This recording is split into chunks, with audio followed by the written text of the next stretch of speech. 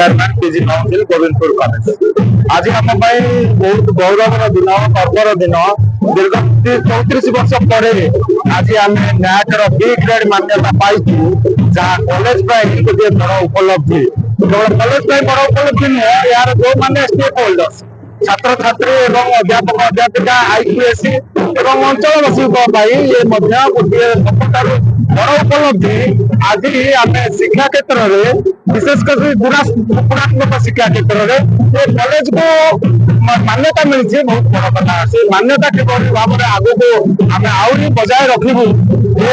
उच्च शिक्षा क्षेत्र में केवल शैक्षिक वातावरण और गुणात्मक शिक्षा को आहरी बेसी आम प्राधान्यता दबू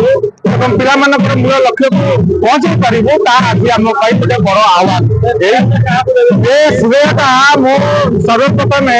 निश्चित भाव में आमर यूनिवर्सिटी ग्रांट कमिशन को देवी संस्था NAAC national accreditation and assessment council Bengaluru को देवी एवं जो पीयर टीम मेंबर 3 जन आसीते के साबुपुटान रोकेन्द्र सिंह एवं माननीय श्री सुभाष भरांगी जो टीम मेंबर मैंने आसीते तन्न कर परीक्षा कर आज जो मान्यता देते सर्वोत्कृष्ट मान्यता प्रथम साइकिल में